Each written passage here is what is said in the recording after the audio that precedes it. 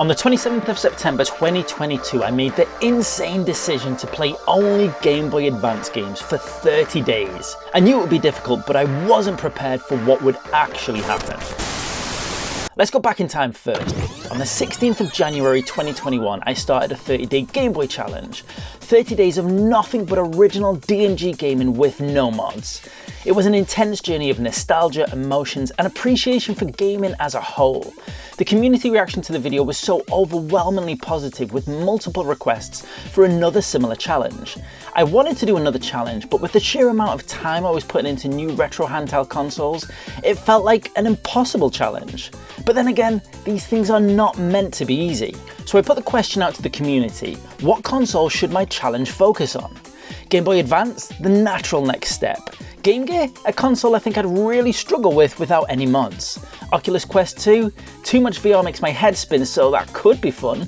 PS5? I've hardly touched my PS5 this year, so that could be an interesting twist. Or the Mii Mini.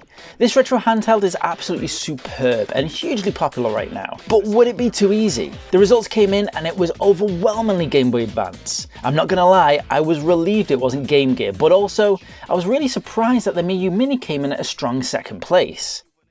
The console was selected. The next step was to lay the ground rules. During the DMG challenge, Pokemon took up a large amount of my playtime, a game series I truly love, which made me think, I could easily spend 30 days just playing Pokemon. That wouldn't be a true challenge, so Pokemon was out. That left us with the following rules. Play only on original Game Boy Advance hardware for 30 days. Backwards compatible games and ROM hacks are okay if the console supports them. You can only play RPG games every other day. Even without the temptation of Pokemon, there are so many other great RPGs in the Game Boy Advance library, it would be too easy to just play one RPG, so Rule 3 was evolved to cover that. Now let's talk more about the games. The issue with the GBA is that I don't have much nostalgia for it. The DMG is my most nostalgic games console next to the PlayStation 1, so that gave an extra level of depth to the original Game Boy challenge, allowing me to tap into that nostalgia to visit games of my past. However, having pretty much no memories or nostalgia for the Game Boy Advance means that it is really difficult to find that motivation to visit this 20-year-old system. When the Game Boy Advance released, I was fully into the world of PlayStation and PC gaming and had very little time for handheld gaming.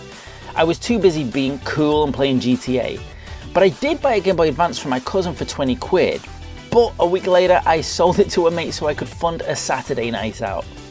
I still look back at that choice and think what an idiot I was. I've since made up for that mistake with my retro game collecting and have a decent Game Boy Advance collection. Although in all honesty, I've spent very little time with it. So with very little knowledge of the Game Boy Advance library, I turned to the community to help me pick some games for the challenge. And boy did the recommendations come rushing in. So many great games were listed. Fortunately, some of them I already had in the collection, like Advance Wars and Wario Land 4. However, many I didn't. There were so many I really wanted to get, like Mario Kart, Street Fighter, Doom. But if I wasn't careful, this challenge was going to turn into a challenge of me explaining to my wife why I blew our Christmas money on Game Boy Advance carts. So I had to just focus on a couple. One game stood out above all the rest as being recommended by nearly everyone. That game was Golden Sun. So that was the first game I ordered. Once again, CEX came to the rescue. However, there was one game that nobody mentioned. A game that I've had on my radar for years now, and a game that I hardly ever see for sale. Those of you who know me know that Metal Gear Solid is my favourite game of all time. But beyond that, I have a huge fascination with the work of Hideo Kojima. Being a game developer myself, I find his world building so in depth. Something that always pulls me in, and something I aspire to in my own work. While researching Kojima's work over the years, I found out about a lesser known game series he developed on the Game Boy Advance. That series is Boktai. Now Boktai is a very unique game due to its real world game mechanics, but we'll get into that later. Boktai prices usually hit around about £100, but if you're lucky enough to find one listed on CEX, you can get it for £60. And on that day, in some crazy coincidence, Boktai was in stock, so I ordered it immediately. Unfortunately though, Boktai 2 is still out of stock, so maybe another day for that one. This gave me the following games to focus on over the 30-day challenge. So we got the system decided, the rules laid out, the games purchased, but there was one more key decision to make before day one.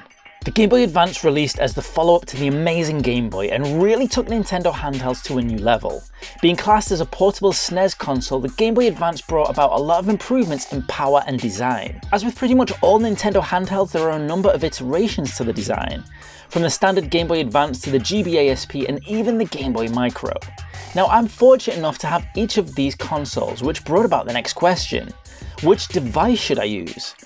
Again, the community came to the rescue and helped to decide on the Game Boy Advance SP, my favourite of all the Game Boy Advance designs. However, something about the Game Boy Micro just felt so cool. It's such a great portable design, incredibly pocketable, and the screen, although small, is gorgeous. So I had to incorporate it somehow into the challenge. Picking the right time to start a challenge like this is a huge decision and can be the deciding factor between success and failure. The new Pokemon games released on November the 18th, so the challenge had to be complete by then. However, I had a weekend away with Haley planned and we were looking forward to getting some decent gaming time in together. I didn't want to have to restrict our gaming to just Game Boy Advance as I had recently gotten an Oculus Quest 2. So the challenge had to take part in the month and a half between that weekend and the Pokemon release date. A tight window, but I was confident I could achieve it. At least that's what I thought.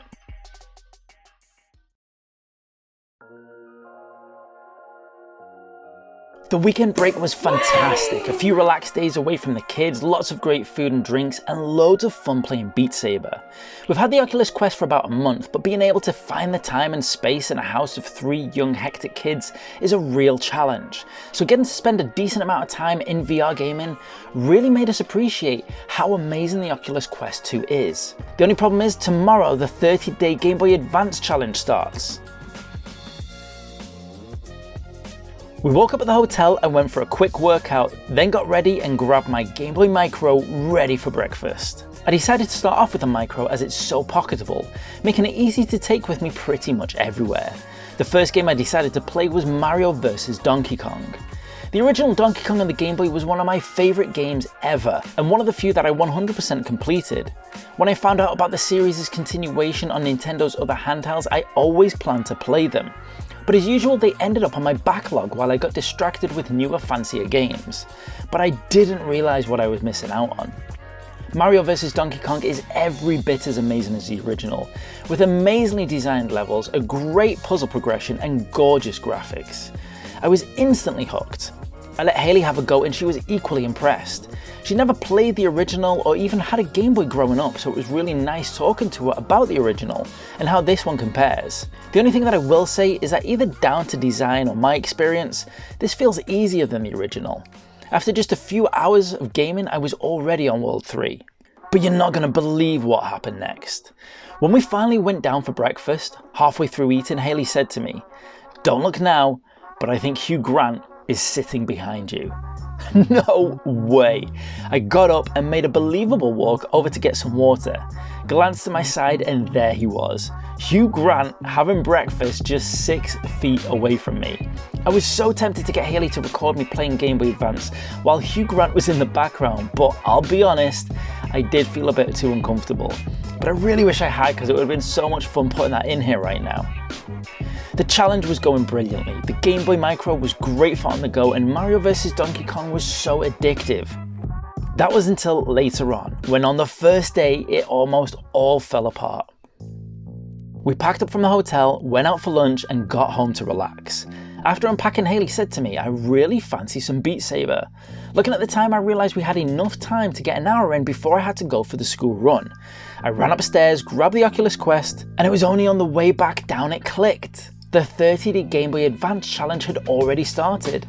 I couldn't play any other systems for 30 days, nothing, not even VR. Haley just laughed at me while I just had to sit there watching her enjoying some Beat Saber.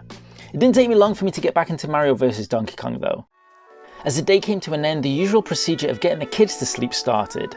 This was a great opportunity to get some one-handed gaming in. This is what I love about handheld gaming and Game Boys in general. They are just so convenient to get in a quick session in the most random of places. Day 1 was complete and the challenge fully underway. Having come close but managed to avoid temptation, I was really feeling confident. This was going to be a breeze.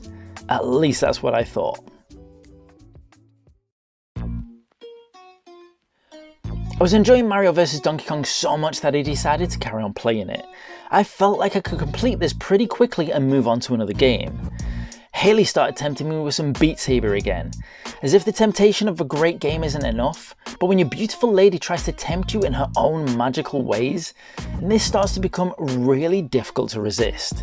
I'm not gonna lie, the thought of just giving up and starting again the next day genuinely crossed my mind. But you guys are all in on this with me. You're following my posts, asking me how it's going. I need to stay strong. Plus, Haley knew how important this was to me, so she decided to try to not tempt me too much, which is a good job because I don't know if my willpower alone would have been enough to see me through. So that's it. No major distractions anymore. Until my little boy pops up and says, "Daddy, do you want to play some Roblox with me?" Now, as more of an old school gamer, games like Roblox and Fortnite don't appeal to me. However, as my boys have started to find their own way in gaming, I've really enjoyed following their journey and joining in with them. That means over the last few months I've enjoyed spending the time with them, playing Fortnite and Roblox together. Not so much the games themselves, but the quality time we get. It's more important for me to not judge what they enjoy. I always remember growing up my dad thinking that some of the things I enjoyed were rubbish, because they were things he didn't understand or enjoy. I totally understood where he was coming from, but I don't want my kids to feel like they can't be 100% themselves or be confident enjoying just what they like. So I've started to make that effort to see past my own assumptions. And you know what? I've even found an appreciation I didn't think I'd have for games like Roblox and Fortnite. I owe that entirely to my kids. And I've even had some amazing fun playing mini golf on Roblox with them. So when my youngest boy asked me to play Roblox with him, my heart twisted at the idea of saying no. I just wanted so badly to say yes, but I decided to explain to him that I couldn't right now, but he could tell me all about it and let me know what he was doing and show me all the exciting things that he did. He really liked that idea, and it worked surprisingly well. I got to share the experience with him, but still stick to the challenge. Being a YouTuber, I'm also a massive YouTube geek and love watching other people's content, especially other people's perspectives of content similar to mine. So I decided to see if anyone had done a 30-day Game Boy Advance challenge, and I came across Gamehead Nez. It was really interesting watching this and seeing the different perspective that he took to the challenge, especially with a focus on ensuring he played at least 1 hour a day. Something else I found interesting was also how he had the same idea of not letting RPGs take up most of the time, as that would be too easy. Later on that day I was chatting to Segahead about the challenge, because we played together in a Minecraft realm. The realm is pretty epic, with a whole village, about 6 bars, castles, so much stuff. I started building the Parthenon a while back but never finished it, and Segahead was asking me when could I get back into the realm, to which I had to inform him it was not going to be at least until the end of the month. Things I wasn't able to do that were tempting me out of the challenge were really starting to build up pretty quickly. But in the meantime, Sega had recommended I check out a Game Boy Advance game called Mech Platoon. But more on that later. That evening the temptation of Minecraft popped up yet again. This time my eldest son was asking if I could do some building with him. Once again I had to find a nice way to let him down. So I said, how about I describe some builds to you and you see if you can make them. He absolutely loved that idea and we had a great time seeing what he came up with. Over the next few days I mixed things up and delved deeper into the Game Boy Advance library. Kim Possible is a really fun beat 'em up style game with some really nice level progression and a deceptively complex moveset. Playing this on a Saturday morning really took me back to my younger years when on Saturday mornings Kim Possible was a guilty pleasure of mine at uni. I ended up putting on some Kim Possible for my kids on Disney Plus and they instantly were hooked. It's really nice being able to share some of those memories with them and create new ones. I spent a lot of time with this game because it's just so much fun and it feels like another game that I think I could complete. I'll definitely be looking at other games in the series. Finding Nemo on the other hand is not a great game. It's a series of minigames that are loosely tied together by the movie's story. The minigames themselves were not too bad and varied enough to keep me occupied for a day, however it's not a game I'm going to be returning to anytime soon. Next up was a mystery cart. A cart that had no sticker on it. I remember getting this in a bundle I picked up a year ago and never got round to checking it out, so I decided to have a little fun with it. I put out a post to the community to guess what they thought it could be. A lot of great guesses came in of games that I would love to have played. However, it turned out to be none of these. In the end it was Pirates of the Caribbean. A truly lame game. I'm not the biggest fan of the Pirates of the Caribbean movies. I mean, okay, the first one was great, but beyond that, I don't have any interest in the franchise. and the gameplay didn't help at all. Just running around killing crabs with no particular objective in mind. This game got 10 minutes out of me max, and I will not be going back to it. Around this time in the challenge, my day job really started to get busy, with some days turning into 12-hour days. It was a really challenging time trying to balance the channel, game development and family time. However, the simplicity of not having to overthink what game or console I would use in my downtime really helped free up my mind. It might sound crazy, but having so many games and consoles to choose from, many times I find myself spending all my free time thinking about what to play rather than playing.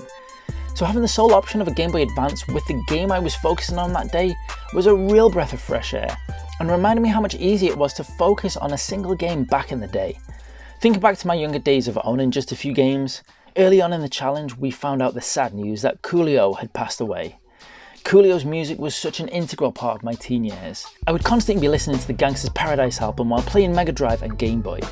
Over the past week I've been listening to Coolio again quite regularly, and the combination of his nostalgic music and the retro Game Boy Advance transported me back 25 years. Enjoying this moment of gold-tinted nostalgia is a feeling that is honestly hard to describe. After the first week of the challenge, I'd had a fantastic time trying out a variety of pick-up-and-go games, a mixed bag of good and lame games. However, now was the time to move on to something very special. A game I've been looking forward to seeing what all the hype is about. A game you all told me to buy. Golden Sun. Wow, what a game, what an intro. The tension and wonder in the first moments of the story is absolutely brilliant, with characters and events that immediately grip you in a cliffhanger moment, only for the game to resume 3 years later. I love this kind of storytelling in video games, and I know that Golden Sun is going to be a game I get along with very well. Trying to cram as much in the first day of playing Golden Sun, I was absolutely hooked.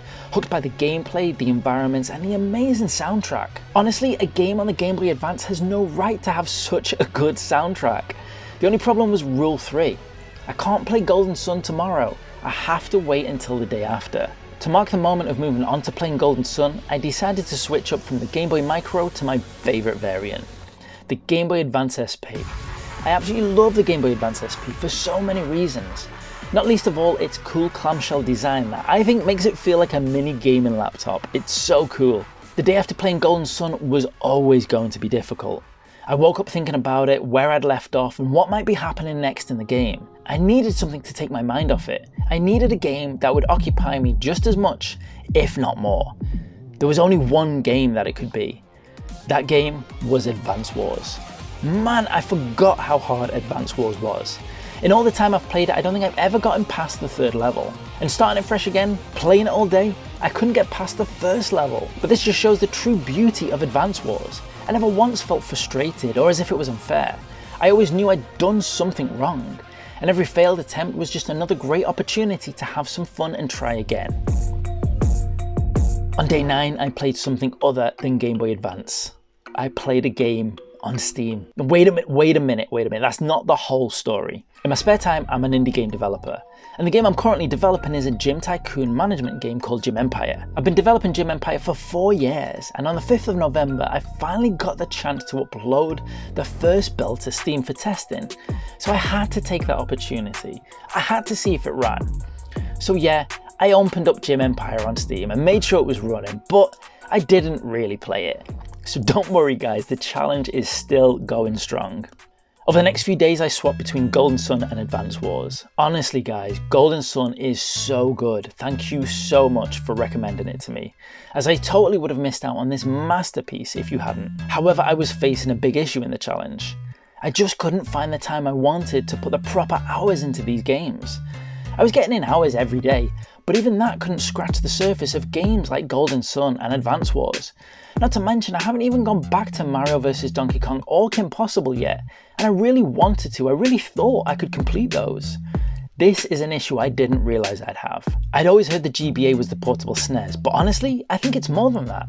More because a lot of the games for the GBA came out during a different gaming generation to the SNES. So lots of them have more content, as we'd expect with later generation games. During the 30-day DMG challenge, this wasn't an issue at all. As a matter of fact, it was a struggle to find many games that I could really sink my teeth into, to the point where I was able to complete multiple games in one day during the DMG challenge. The Game Boy Advance challenge is the exact opposite. So many great games, not enough time. Speaking of the DMD challenge, I got a really nice Instagram message from Pixel and Coffee. Pixel and Coffee was telling me how he originally came across the 30-day DMD challenge when I did it last year, and really enjoyed the video. We went on to chat about our passion for Game Boy, how fun these challenges can be, and also how appealing a minimalist approach can be to game collecting. It was really nice to see the impact these challenges can have in being able to meet new like-minded people and also be able to share new ideas. Not to mention Pixel and Coffee take some amazing photos, some of which inspired a few of my own during the challenge.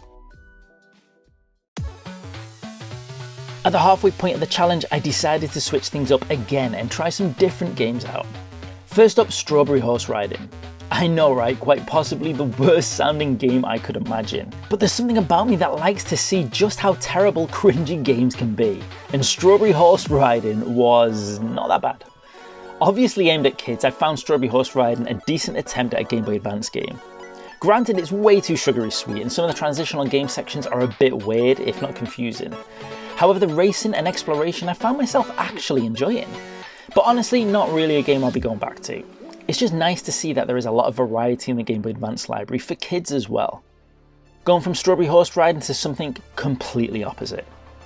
It was time to finally play Boktai, a game I've wanted to play for ages.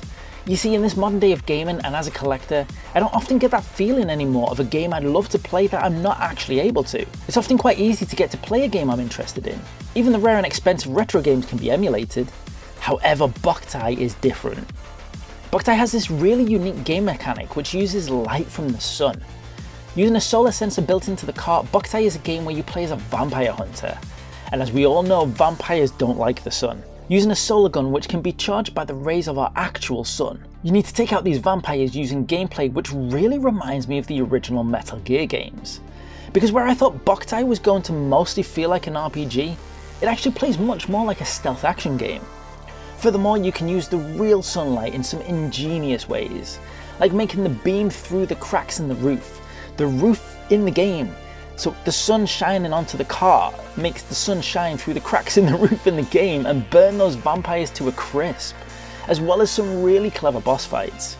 It's honestly so much fun trying to find the best spots to help you in the game, and not at all frustrating like I thought it could be. I was really excited to play Boktai, and I was really hoping I'd enjoy it. But sometimes high expectations can actually spoil the enjoyment of a game. Not this time though. Boktai completely blew my expectations and might just be my favourite game on the Game Boy Advance. Once again, Kojima has not disappointed. However, Boktai technically falls under the banner of an RPG, so I had to skip it the next day. So it was back to Mario vs Donkey Kong. I thought this game would only take me a couple of days to complete, but here I am still. I carried on with Mario vs Donkey Kong, but there are so many amazing games now to choose from. I'm struggling to put the time in I want to play each of them. So I've decided to at least try and complete one or two of them. In the evening, I took a break from playing games and spent some time watching YouTube. I've been noticing recently a lot of my fellow handheld focused channels start to talk about the Steam Deck. I've been curious about the system but honestly avoided it due to the costs and the fact that it takes so long to deliver. Actually, I forgot. Let's just see how much they do cost. Oh crap! They are in stock and can be delivered in 2 weeks. That would tie up so nicely with the end of this challenge. Plus, they're not as expensive as I thought they were going to be. I could order one. No, I shouldn't. Or should I? There's not a lot of days left and I'm well over halfway through the challenge, but it still feels like I only started yesterday. Over the next few days, I focused on Boktai, Golden Sun and Mario vs Donkey Kong. I'm getting really close to completing Mario vs Donkey Kong, however there are so many games I still haven't tried. I think it's time again to switch things up a bit. Star Wars Flight of the Falcon is a really decent space shooter, but for some reason it didn't really pull me in. I think I'm too spoiled now with amazing games. Spider-Man 2 is a generic platformer with some awful controls, which is such a shame because I was so excited to try this. SpongeBob is yet another minigame romp, however it actually has some pretty damn good minigames. I was nicely surprised by that. Talking about surprises, Driver 2 was a really enjoyable experience. I found it did a great job of recreating the classic Driver experience from the PlayStation 1. something that I thought was way beyond the capabilities of a Game Boy Advance. I've said it before and I'll say it again. The Game Boy Advance is so much more than just a portable SNES. The Game Boy Advance is a beast of a console that outshines the SNES in many areas. Max Payne was also really good, an isometric action shooter that did a great job of recreating the Max Payne bullet time, but in the palm of your hand. However, as much as I enjoyed playing Max Payne and Driver 2, I just couldn't bring myself to get into them, as there were already so many games I was struggling to get the time to play that I wanted to focus on. Honestly, I'm really starting to feel saturated with the quality, which is such a strange thing to say, and totally contrasts what I thought it would feel like coming into this challenge. The Matchbox driving game is another game I tried, and this was actually kind of fun. You drive around putting out fires and saving dogs, but honestly it gets really repetitive very quickly and is only good for about a quick hour of game time. Wolfenstein was up next, another game I was really looking forward to for a couple of reasons. First of all, I've never played a Wolfenstein game, but heard good things about them. Secondly, I remember one of the first games I ever played on a Game Boy Advance was Doom. We were all in Greece on a family holiday and my cousin had brought his new Game Boy Advance. Yep, the same one that I ended up buying and then selling on like an idiot. He had a copy of Doom with him, which blew my mind. I'd never known of a handheld to be able to handle a game like that, and up until that point I'd thought the Game Boy Advance was just a slight improvement over the Game Boy. Me, my cousin and my brother-in-law played Doom for so many hours that holiday, creating some amazing memories. Going into this challenge I'd considered buying Doom, but I knew I had Wolfenstein, and with them being so similar, I thought I'd give that a go first. At first, I was pretty disappointed. Now I'm not saying Wolfenstein is a bad game, the gameplay, movement and aiming are all pretty decent. However, I have no nostalgia for Wolfenstein, and combine that with the fact that so many of the rooms and doors looked the same, it just felt like I was playing a frustrating maze. However, the more I played it, the more I started to enjoy it. But it was really difficult though, and I just kept on dying. And with only a week left in the challenge, I decided I had to move on. Later on, Neo came up to me and asked me how many days were left in this stupid challenge, as he wanted to play games with me. I tried to tempt him with some Game Boy Advance, but I think he really wanted some couch co-op. I really didn't expect this challenge to have an impact on the kids. I didn't think they'd even notice. This is definitely the hardest part for me. But it's also nice to have that reminder that the kids really do enjoy that video game time we get to spend together. The next day, Boktai 3 arrived. Oh yeah, I forgot to say, I enjoyed Boktai so much that I've decided to start collecting the whole series. Boktai 2 and the DS game were released here in the UK, so I'm chasing those down. Unfortunately, they're always out of stock at CEX. Boktai 3 on the other hand never got an English language release, but I did manage to find a ROM hack on Etsy. I'm not sure how well it will handle the sunlight sensor, but I'm looking forward to finding out. I've made the decision though that I'm not going to play it yet, because I'm not going to add any more games to my list, as I'm already struggling to cover all the ones I originally set out to. Oh yeah, remember that time when I said that Boktai 2 is always out of stock at CEX? Well, that night I checked and it was in stock. I swear those guys are spying on me. Anyway, I couldn't resist the temptation and I had to order it. With just a few days left of the challenge, I still had some bangers I needed to try. Mario & Luigi All-Stars is a fantastic RPG that has all the shine and polish we've come to expect from Mario games. A really interesting game too, due to the fact that you get to play as Mario, but in a totally different way to normal. Showing more of the interaction and relationship between Mario and Luigi. But between you and me, I think Mario is a bit of a douchebag when it comes to being a brother. Oh! Wario Land 4 is absolutely awesome, and yet another brilliantly designed game by Nintendo. Wario Land 4 is much more of a traditional platformer in how you control Wario, but the uniqueness comes in the form of the gameplay and the objectives of each level. Controlling Wario, you do a kind of loop on each level, ending up back where you started, but haven't done enough now to go through the portal that you couldn't before. Both Mario & Luigi All-Stars and Wario Land 4 are amazing games and would be right up there in my list of first games to play on the Game Boy Advance. However, with just 3 days left in the challenge, there is hardly any time left at all for these amazing games.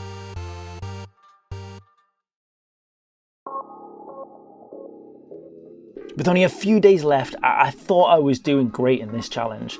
Smooth sailing, managing to avoid all distractions, and having so many amazing Game Boy Advance games to occupy my time, until this arrived. I couldn't resist it, guys. I had to order a Steam Deck. It was just so tempting.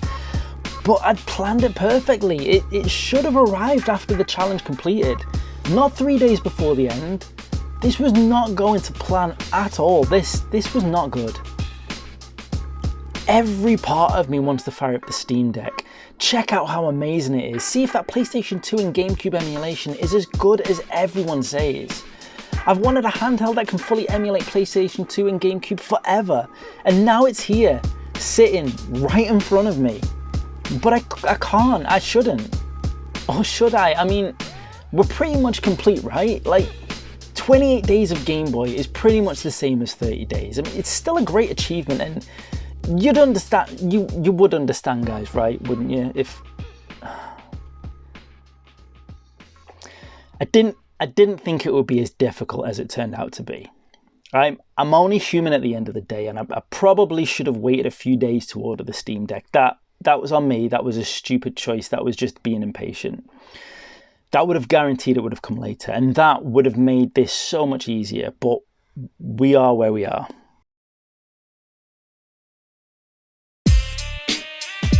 Somehow, some way, I managed to resist.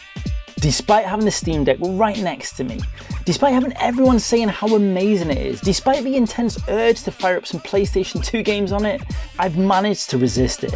And now we're here, day 30, the final day of the challenge. It genuinely feels like Christmas Eve.